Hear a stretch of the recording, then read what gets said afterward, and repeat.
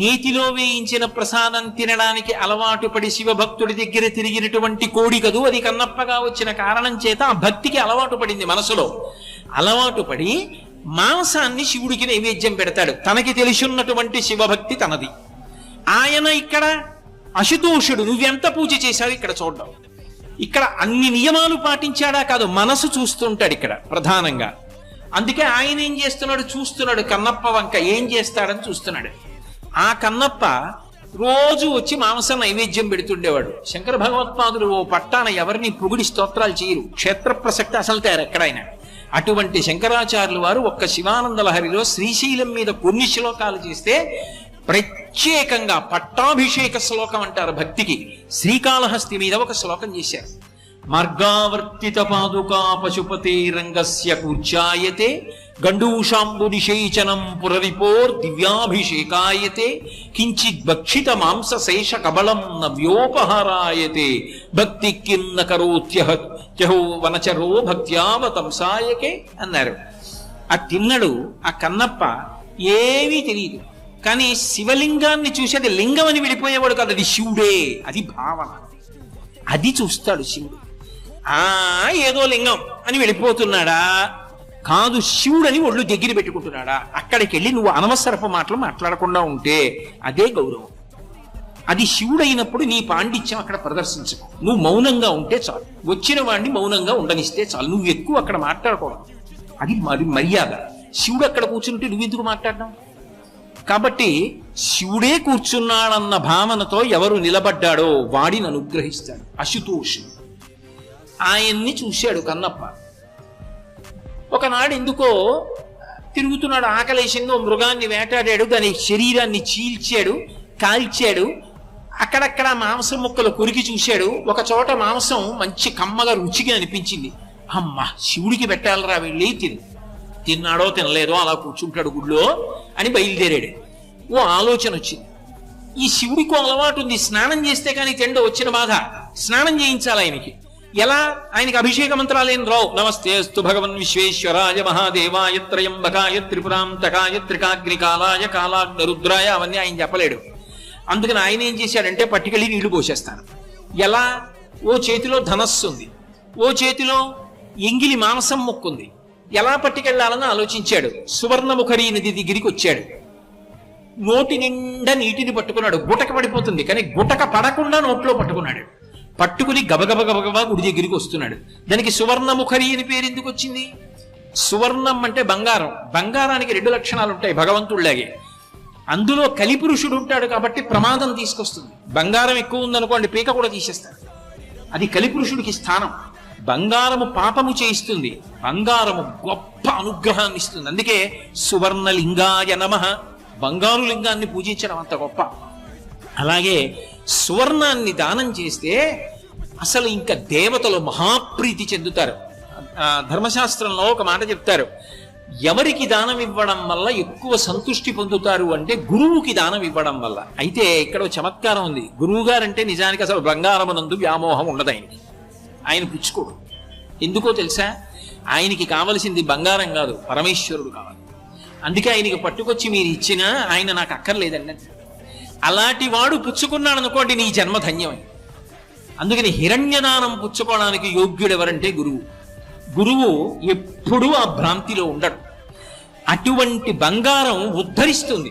బంగారంగా శివలింగానికి పూజ ఉంది, బంగారు రజనుతో అభిషేకం ఉంది, బంగారు రసన కలిపిన నీటితో అభిషేకం చేస్తే మంచి ఇల్లు కట్టుకుంటాడు. అందుకే బంగారు రజనుతో ఇల్లు కట్టుకునేవాడు తప్పకుండా అభిషేకం చేయాలి శంకరుడికి.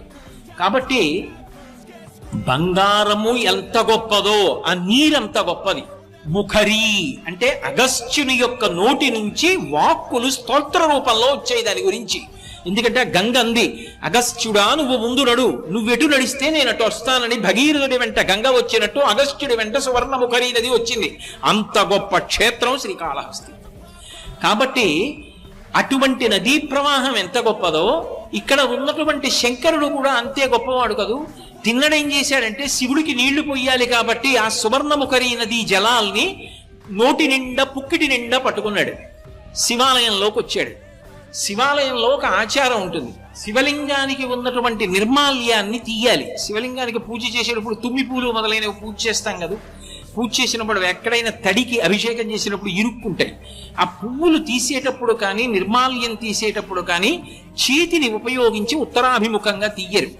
తీయకుండా ఏం చేస్తారంటే చాలా మెత్తటి, మీకు అర్థం అవ్వాలంటే బ్రష్ అనొచ్చు, కూర్చ అంటారు, అది పెట్టి తుడిసి తీస్తారు. ఇప్పటికీ మీరు ఎవరైనా పెద్దలు చేసే పూజలు చూడండి, దాంతో తీస్తారు నిర్మాల్యం ఉత్తరాభిముఖంగా. కాబట్టి ఎలా ఆయనకి నిర్మాల్యం తీయాలిగా, కూర్చ ఏదైనా ఆలోచించాడు. చూశాడు ఇంతకుముందు అర్చకులు కూర్చతో నిర్మాల్యం తీయడం చూశాడు. నా దగ్గర కూర్చేది, ముందు కాసేపు తినాలి, ఆకలేస్తోంది, ఇవన్నీ పట్టించుకుంటే ఎలా, పాపం ఎప్పుడు తిన్నాడో ఏమో. అది ఆయన భక్తి. ఆయన చూసింది ఏమిటో తెలుసా, అది రాయి లింగం అనలేదు, శివుడు అన్నాడు. అది లేదు మిగిలిన వాళ్ళకి, ఆయనకుంది కన్నప్పకి. వచ్చిన వాడు ఏం చేశాడు, చెప్పులతో లోపలికి వెళ్ళిపోయాడు. ఎందుకని, ఇదే కూర్చ అన్నాడు. అక్కడికి వెళ్ళి ధనస్సు పక్కన పెట్టాడు, మాంసం ముక్కలా పెట్టాడు, ఈ చెప్పు తీసి శివలింగాన్ని తుడిచాడు. మార్గావర్తిత పాదుకా పశుపతే రంగస్య కూర్చాయతే. శివుడు అన్నాడు, అబ్బా ఇటువంటి కూర్చే ఎవరు వాడలేదురా ఇంతకు ముందు. అంటే దాని అర్థం మనం కూడా అలా చేయొచ్చనా? మనకెంత తెలుసో తెలియనివాడా? నీకు తెలుసున్న దాన్ని బట్టి నువ్వు ప్రవర్తించాలి. ఆయనకి తెలియదు, అనుగ్రహించాడు. ఎంత తెలుసో అంతకు అనుగ్రహించేస్తాడండి. చిత్తశుద్ధి మాత్రం అవసరం. కాబట్టి ఇప్పుడు చెప్పు పెట్టి నిర్మాల్యం తీశాడు, శివుడు అంగీకరించాడు. గండూషాంబు నిషేచనం పురరిపోర్ దివ్యాభిషేకాయతి. ఆయన త్రిపురాంతకుడు, మహాజ్ఞాని, దక్షిణామూర్తి. అటువంటి వాడి మీద ఎంగిలి నీరు ఉమిశాడు. ఇది అభిషేకం రా అన్నాడు, అంగీకరించాడు. ఎందుకని, కన్నప్పకంతే తెలుసు. ఆయన గుండెలు చూశాడు. తొందరగా స్నానం చేస్తే నేను తింటానని పెడుతున్నాడు, చాలు. నేను రాయిని అనుకోవట్లేదు, నేను శివుణ్ణి అనుకున్నాడు, అంగీకరించాడు. అలాగే కించిత్ భక్షిత మాంసశేషక బలం నవ్యోపహారాయతే. కొంత కొరికి చూసిన ఉమ్ముతో ఉన్న ఎంగిలి మాంసం అక్కడ పెట్టి తిను శివా అన్నాడు. గొప్ప ఆహారం పెట్టావురా అని తిన్నాడు. నవ్యోపహారాయతే భక్తి కిం నకరోచహో వనచరో భక్త్యావతంసాయకే. భక్తి కన్నా గొప్పది ఏముంది శంకర అని శంకరాచార్యుల వారు శివానంద లహరిలో 2 చేతులు ఎత్తి నమస్కారం చేశారు. శ్రీకాళహస్తి క్షేత్రం గురించే చెప్పారు శ్లోకం. దూర్జటి తట్టుకోలేకపోయాడు అసలు ఈ సంఘటనకి. కన్నప్ప చేసినటువంటి పూజకి ఆనందం తట్టుకోలేకపోయాడు. ఈ క్షేత్రంలో ప్రతిరోజు తిరిగిన వాడు కదూ. ఈ ప్రాంగణానికి దూర్జటి మంటపం అని పేరుట. ఆయనైతే ఒక అద్భుతమైనటువంటి పద్యరచన చేశాడు. నీకున్మాంసము వాంఛయేని కరువా నీ చేత లేడు ఉండగా, జోకైనట్టి కుఠారముండ అనల జ్యోతుండ నీరుండగా, పాకం బొప్ప ఘటించి చేతి పులుకన్ భక్షింపక బోయచే చేకుంటెంగిలి మాంసమిట్లుతగునా శ్రీకాళహస్తీశ్వర. శ్రీకాళహస్తీశ్వర మకుటం. శివుడి దగ్గరికి వెళ్ళి అడిగాడు. ఎవరు అడుగుతాడు? ఆయన రాయనుకున్నవాడైతే ఇలా పెట్టి దొంగదండం వెళ్ళిపోతాడు. ఆయన కాదయా శివుడయా అన్నవాడు ఆయన్ని ప్రశ్న వేస్తాడు. శంకరా అని ప్రశ్న వేశాడు, ఎందుకని ఉన్నాడన్న నమ్మకం. అందుకు చేశాడు శరణాగతి. శివుడి దగ్గరికి వచ్చి రోషీరోగ్యదు కామినీ జనుల తారుండోరు సౌఖ్యంబులన్ బాసీబాయత పుత్రమిత్ర ధన సంపద్భ్రాంతి వంచాలతల్ కోశీకోయదు నామనంబకట నీకున్ ప్రీతిగా సత్క్రియలు చేసి చేయదు దీని తుళ్ళనచవే శ్రీకాళహస్తీశ్వర అన్నాడు. అంత గొప్ప శరణాగతి ఎవడు చేశాడు? అంత గొప్ప శరణాగతి చేశాడు దుర్జటి. అన్నాడు, శివ నీకు మాంసము వంచయేని కరువా. నీకో చేతిలో కురంగపాణి అని నీకో చేతిలో లేడు ఉంటుంది, ఓ చేతిలో గొడ్డలు ఉంటుంది. ఎక్కడ కూర్చున్నవాడు అక్కడే కూర్చుని ఈ గొడ్డల్ని, ఈ కుడి చేతిలో గొడ్డలు పెట్టి ఈ లేడుని ఒక దెబ్బ కొట్టి దాని మాంసం పీక్కుని, చేతిలో బ్రహ్మకపాలం ఉంది, ఇక్కడే గంగ ఉంది, ఈ గంగ తీసి ఈ పుర్రిలో పోసుకుని ఈ మాంసం కిందిలో పడేసి, ఇక్కడే అగ్నిహోత్రం ఉంది 3వ కన్ను, ఇక్కడే పుర్రె పెట్టి ఉడికించుకుని ఇలా నోట్లో పడేసుకుంటే సరిపోయే తెరేసినప్పుడు. అది మానేసి ఎక్కడో కన్నప్ప పెట్టిన ఎంగిలి మాంసం తినేసావా? ఏమిటయా శివ అంటే దాని అర్థం నింద కాదు, ఇంత అశుతోషుడివా, ఏమీ తెలియని వాడైనా నువ్వు లింగము రాయి కాదు శివుడే అని నమ్మి నిలబడితే అనుగ్రహిస్తావా? శివ ఎంత గొప్పవాడివయ్యా అని స్తోత్రం చేశాడు దుర్జటి. అంతటి మహానుభావుడు. కానీ కన్నప్ప రోజు ఇలా పెడుతుంటే ఇక్కడికి ఒకప్పుడు బ్రహ్మవాదులు వచ్చేవారు, ఋషులందరూ వస్తుండేవారు ఇక్కడికి ఆయన్ని పూజ చేయడానికి. ఎందుకంటే శ్రీకాళహస్తి విషయంలో ఒక అద్భుతమైన మాట చెప్తారు, వైదిక క్షేత్రం అని చెప్తారు. ఎందుకంటే కొన్ని చోట్ల వేదంతో సంబంధం లేకుండా పెద్దగా వేద విషయం కాకుండా ఆరాధన జరిగే శైవ క్షేత్రాలు ఉన్నాయి. కానీ ఇది వైదిక క్షేత్రం, వేదము యొక్క పట్టు ఈ క్షేత్రంలో చాలా ఎక్కువ. అటువంటి క్షేత్రం. ఎందుకని సాక్షాత్ దక్షిణామూర్తిగా వెలిసి ఇక్కడ బ్రహ్మజ్ఞానాన్ని ఇచ్చాడు, అగస్త్యులకి సుఖమహర్షికి ఇచ్చాడు ఇక్కడ. కాబట్టి అటువంటి వాడివి శివ, అశుతోషుడివి, చాలా తేలిగ్గా అనుగ్రహిస్తావు. కానీ మిగిలిన వాళ్ళు భ్రాంతికి లోనయ్యారు. ఎక్కడ దొరికాడు రా ఈ కన్నప్ప? రోజు పట్టుకొస్తాడు, మాంసం పెడుతుంటాడు, అవి చెప్పులతో వస్తూ ఉంటాడు, ఏమిటో శివ శివ అంటుంటాడు. ఏమైనా అందా అంటే చేతిలో బాణం ఉంటుంది, ధనస్సు ఉంటుంది, పైగా చాలా దారుఢ్యమైన శరీరం ఉన్నవాడు. ఎవరిని ఏం చేస్తాడో తెలియదు, ఒక పడు పొడిస్తే ఆ బాణం పెట్టి. అందుకని లేనిపోని గొడవ. ఏమైనా అందామంటే భయం. ఆ పెద్ద పెద్ద కళ్ళు వేసుకున్న శివలింగం దగ్గరికి పోతూ ఉంటాడని చెప్పి ఆయన మీద మనసులో కోపం పెట్టుకున్నారు. చూశాడు శివుడు, ఉరే నేను మనసు చూస్తాన్రా, నరత్వం దేవత్వం నగవన మృగత్వం మశకత పశుత్వం కీటత్వం భవద విహత్వాది జననం సదా తత్పాదాబ్జ స్మరణ పరమానంద లహరి విహారాసక్తం చేద్రు దయమిహకింతేన వపుష. ఎవడికి కావాలి శరీరంతో?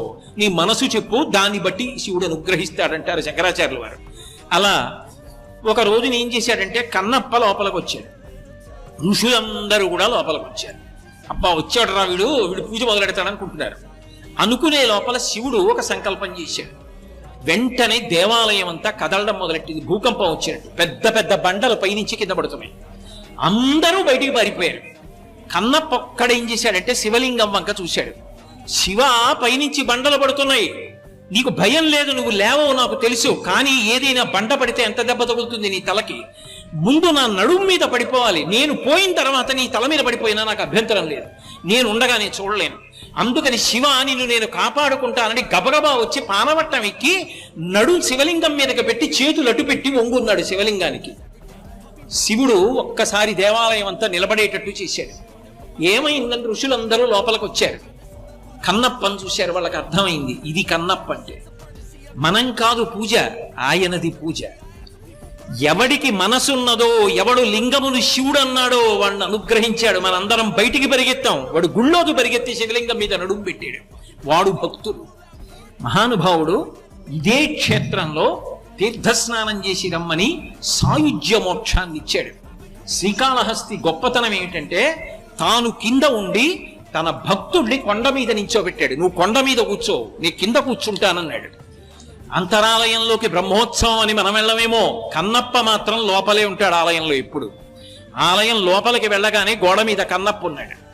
అంత గొప్పగా భక్తుల్ని అనుగ్రహించగలిగిన క్షేత్రం ఇది అంటే శ్రీకాళహస్తి. ఇటువంటి క్షేత్రం మీకు ఇక ఈ భూమండలం మొత్తం మీద ఎక్కడా కనపడదు. అటువంటి క్షేత్రవాసం చెయ్యడం, అటువంటి క్షేత్ర శిఖరాన్ని రోజు చూడడం జన్మ జన్మాంతర సుకృతం. ఈ క్షేత్రం ఆయన అశుతోషుడు అని నిరూపిస్తుంది. పూర్వజన్మ వాసనలు మనిషిని ఎలా నడిపిస్తాయో నిరూపిస్తుంది. అందుకే కన్నప్పని అనుగ్రహించినప్పుడు 33 కోట్ల మంది దేవతలు, సృష్టికర్త స్థితికర్త కాళహస్తి క్షేత్రానికి వచ్చి నిలబడి నమస్కరించారు. అసలు మీకు ఎక్కడా లేని రీతిలో ఈ క్షేత్రానికి శంకరుడు ఒక వైభవాన్ని ఇచ్చాడు. ఇక్కడ 3 కలిపి ఒకటే పేరు పెడుతున్నానన్నాడు, శివలింగమునకు శ్రీకాళహస్తి. అందుకే ఆ శివలింగమునందే ఏనుగు యొక్క దంతములు, సాలెపురుగు, పాము కనపడతాయి. లింగము శ్రీకాళహస్తి లింగం అంటాం, వాయులింగమైన శ్రీకాళహస్తి లింగం అంటాం. క్షేత్రము శ్రీకాళహస్తి క్షేత్రము అంటాం, కొండ కాళహస్తి కొండ అంటాం. 3 శ్రీకాళహస్తే. అత్యంత క్లిష్టమైన పునర్జన్మ సంబంధమైనటువంటి విషయములను కోట్ల జన్మలెత్తి తరించవలసిన వాణ్ణి అశుతోషుడై శివుడు ఇక్కడ ఎలా అనుగ్రహిస్తాడో ఈ క్షేత్రం నిరూపణం చేస్తుంటుంది. ఇక్కడ ఒకానొకప్పుడు ఒక సాలెపురుగు ఉండేది. ఆ సాలెపురుగు ఇక్కడికి రావడానికి కూడా పూర్వజన్మ వాసన బలం కారణం. ఒక బ్రాహ్మణ కుటుంబంలో ఆయనకి సత్యహితుడు అని ఒక బ్రాహ్మణుడు, ఆయన తామ్రపర్ణి నదీ తీరంలో ఉండి అనుష్ఠానం చేస్తుండేవాడు, సత్యసఖుడు. అటువంటి బ్రాహ్మణుడికి ఒక కొడుకు పుట్టాడు. ఆయన ఎంతో కష్టపడి ఆ కొడుకుని పెంచి పెద్ద చేసి వేదం మొదలైనవి నేర్పాడు. బుద్ధి కర్మానుసారిణి. ఆయనకి అవైదికమైన జీవనం మీద అనురక్తి కలిగింది ఒకప్పుడు. త్వజ యజ్ఞోపవీతంతే ముండయిత్వా శిరస్తథా. ఆయన శిఖ తీసేశాడు. శిఖ తీసేసి శిరస్సంతా ముండనం చేయించేసుకుని యజ్ఞోపవీతం చేసి గాలికి విసిరేశాడు. విసిరేసి ఇప్పుడు తను బ్రాహ్మణుడని ఎవరు గుర్తుపట్టారు. యథేచ్ఛగా జీవించచ్చు, భోగం అనుభవించచ్చు అని వెళ్ళిపోయాడు. వెళ్ళిపోయి కొంకణ దేశాన్ని చేరుకున్నాడు. అక్కడ యథేచ్ఛగా భోగం అనుభవిస్తూ జీవితం గడుపుతున్నాడు. ఎందుకో ఆయన మనసు చంచలమైంది కదూ. అనురక్తి బట్టలు నేసేటటువంటి సాలెవారి యొక్క జీవితం మీద నిలబడింది. అక్కడికి వెళ్ళి చాలా అనురక్తితో పనిచేయడం మొదలుపెట్టాడు. చూశాడు పాటలుడు అని ఒక సాలెవాడు. ఆయన చూసి పిల్లవాడు ఎవరో తెలియదు, అనాథ, ఎక్కడి నుంచి వచ్చాడో తెలియదు, ఈ పిల్లవాడిని నేను పెంచుకుంటానని కొడుకుగా స్వీకరించి కురంగుడు అని పేరు పెట్టాడు. పెట్టి ఆ పిల్లవాడిని దగ్గరికి తీసుకుని పెంచి పెద్ద చేశాడు. ఈ పిల్లవాడు పెద్దవాడయ్యాడు. ఆయనకు అలవాటు వచ్చింది, శివభక్తి ఏర్పడింది. ఓ బ్రాహ్మణుల్ని తీసుకొచ్చేవాడు, దానాలు చేస్తుండేవాడు, శివ పూజలు చేస్తుండేవాడు, మంటపాలు కడుతుండేవాడు, అగ్రహారాలు నిర్మాణం చేస్తుండేవాడు, మణులతో పూజ చేసేవాడు, వస్త్రదానం చేసేవాడు, ఇన్ని చేసేవాడు. భక్తి అన్న మాటకు అర్థం ఉద్ధాన పతనాలు ఉంటాయి. ఒకసారి ఏర్పడుతుంది, ఒకసారి పోతూ ఉంటుంది. నిలబడడం ఈశ్వరానుగ్రహం మీద ఉంటుంది. అంత తేలికేం కాదది. అందుకే మళ్ళీ పతనం వచ్చి అకస్మాత్తుగా వృద్ధాప్యం వచ్చిన తర్వాత లుబ్ధత్వం వచ్చి ఇవన్నీ ఏమిటి, దానాలు ఏమిటి, ధర్మాలు ఏమిటి, పూజలు ఏమిటి అని చెప్పి అన్నీ మానేశాడు. అన్నీ మానేసి ఇస్తానని మాట ఇచ్చినటువంటివి కూడా బ్రాహ్మణులకు ఇవ్వడం మానేశాడు. అంటే చేసిన ప్రతిజ్ఞకి భంగం చేశాడు.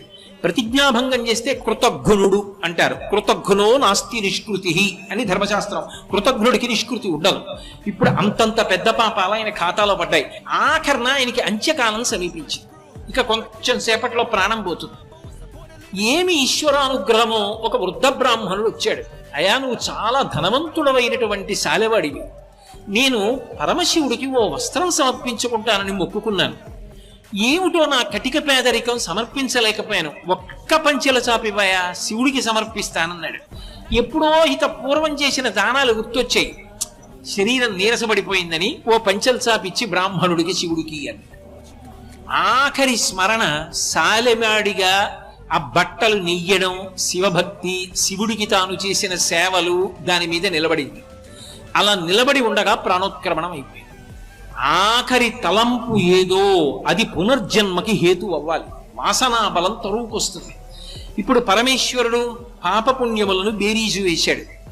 ఎన్నో తప్పులు చేశావు, బ్రాహ్మణ కుటుంబంలో పుట్టావు, వేదములు విస్మరించావు, శిఖాపరిత్యాగం చేశావు, యజ్ఞోపవీతం వదిలేశావు, ఎక్కడో పెరిగావు, కొన్నాళ్లు దానాలు చేశావు, కొన్నాళ్లు మళ్ళీ పతనం పొందావు. చిట్ట చివర మాత్రం బట్ట ఇస్తూ నా కోసమని ఆ బట్ట అల్లడం గురించి ఆలోచిస్తూ వెళ్ళిపోయావు. పాపం పుణ్యం కూడా అనుభవించడానికి ఆ భక్తితో నన్ను సేవిస్తావు. చేసిన పాపానికి విషం కలిగినటువంటి సాలెపురుగుగా పుడతావన్నాడు. సాలెపురుగుగా పుట్టాడు. అతి తేలికగా తరించిపోవాలి అంటే శ్రీకాళహస్తి ప్రవేశమే మార్గం. అందుకని గజారణ్యంలో పుట్టాడు. ఇక్కడికి వచ్చి పుట్టాడు. పుట్టినవాడు వెతుక్కుంటూ వెతుక్కుంటూ శివుణ్ణి అంతరాలయంలోకి వెళ్ళాడు. ఇప్పుడు ప్రతిరోజు ఏం చేసేవాడంటే, ఆ రోజుల్లో ఇంత ఎద్దడి లేదు, పెద్ద భక్తులు లేరులే, ఎవరు వచ్చేవాళ్ళు లేరనేటప్పటికీ మనసులో పూజ చేసేవాడు. అందుకే దూర్జటి ఒక గంభీరమైన మాట అంటాడు. ఏ వేదంబు పఠించే లూత భుజగం వేశాస్త్రములు సూచే తానే విద్యాభ్యాసమునర్చె కరి చించే మంత్రమూహించే బోధావిర్భావ నిదానముల్ చదువులయ్యా కాదు నీ పాద సంసేవాసక్తియ కాక జింతుత చికిన్ శ్రీకాళహస్తీశ్వర. ఆ పూర్వజన్మ వాసన బలం ఉంది. సాలెపురుగుగా ఊహించాడు మనసులో. నేను ఈ శివుడికి మణిమంటపాలు కడితే చాలాసేపు మానస పూజ చేసేవాడు. ఆ గోడ మీద కూర్చుని గొప్ప గుడి కట్టినట్టు, శ్రీకాళహస్తిలో మణిమంటపాలు కట్టినట్టు, అనేక మణులు తెచ్చి పూజ చేసినట్టు, అనేకమైన పట్టు వస్త్రాలు తెచ్చి సమర్పించినట్టు, మారేడు దళాలతో అర్చించినట్టు మానస పూజ చేసేవాడు. చిట్ట చివర సాలెవాడిగా సంస్కారం ఉండిపోయింది కదా, స్వామికి నేను అద్భుతమైనటువంటి జిగిజిగేలుమనే బట్ట అల్లుతానన్నాడు. తన నోట్లోంచి ఊర్ణనాభి అంటారు, ఊరుతుంది. ఆ ఊరిన జిగురుతో గూడు కట్టేవాడు. ఇలా గూడు కట్టేవాడు, ఆ గూడు వంక చూసుకునేవాడు, మురిసిపోయేవాడు. ఆ గూడు పైనుంచి చూసేవాడు. సాలెగూట్లో ఎవరు కూర్చుంటారో ఆయనే కూర్చోవాలి. దాని మీద పరిగెత్తడం కూడా సాలెపురిగా పరిగెడుతుంది. అన్ని వైపుల నుంచి చూసుకుని ఎంత బాగా కట్టానో నా స్వామికని పొంగిపోయేవాడు. తనకి ఉన్న గొప్ప ప్రావీణ్యత ఏది ఉందో అది భగవత్పరం చేశాడు. శంకరుడు చూశాడు, ఇందులో వైక్లభ్యం వస్తే ఏం చేస్తాడు చూసి, ఇక్కడ వాయులింగం దీపంగా కదా ఉంటుంది, కదులుతూ ఉంటుంది. అది ఒకసారి భగ్గున పైకి లేచింది మంట. లేచి అప్పుడే కట్టి చూస్తున్నాడు, ఆ సాలెగూటిని అంటుకుని భగభగ మండిపోతున్నాడు. అది తట్టుకోలేకపోయింది ఆ సాలె. శివ, నేను తట్టుకోలేను. నేను కట్టిన గూడు నేను చూడకముందే నీకు చేసిన సేవ దగ్ధమైంది, నేను తట్టుకోలేనని మంటలో పడి చచ్చిపోయాడు. చనిపోగానే శంకరుడు ప్రత్యక్షమై సాలెపురుగుకి ఇక్కడ స్తోత్రం చేసే అధికారం ఇచ్చాడు. ఇప్పటికీ పెద్దలు ఒక మాట చెప్తారు, ఆ స్తోత్రాన్ని చదివితే శివానుగ్రహం కలుగుతుంది శ్రీకాళహస్తిలో. అటువంటి అది వచనంలో కూడా చదవచ్చు. ఆ స్తోత్రం చేశాడు. ఆ స్తోత్రం చేసిన తరువాత సమస్త దేవతల యొక్క సమక్షంలో ఆయనకి సామీప్య మోక్షాన్ని అనుగ్రహించి ఇక పైన నీ పేరు శ్రీకారముతో, శ్రీలో చకార రకార ఈకారములు ఉంటాయి. కాళహస్తీశ్వరుడు దేని చేత ప్రసన్నుడై అనుగ్రహిస్తాడు అంటే, ప్రతి వారికి ఏదో ఒక విభూతినిస్తాడు. ఒకడు పాట పాడతాడు, ఒకడు అధికారంలో ఉంటాడు, ఒకడు బాగా మాట్లాడతాడు, ఒకడికి కవిత్వం వచ్చు, ఒకడికి బొమ్మ గీయడం వచ్చు, ఒకడికి పల్లకీ పట్టుకోవడం వచ్చు, ఏమీ రాని వాడికి కనీసం గుడి తుడవడం వచ్చు. నీకు ఏది భగవంతుడిచ్చాడో దాన్ని నిస్వార్థంగా భగవత్పరం చెయ్యగలవా, ప్రతిఫలం ఆశించకుండా?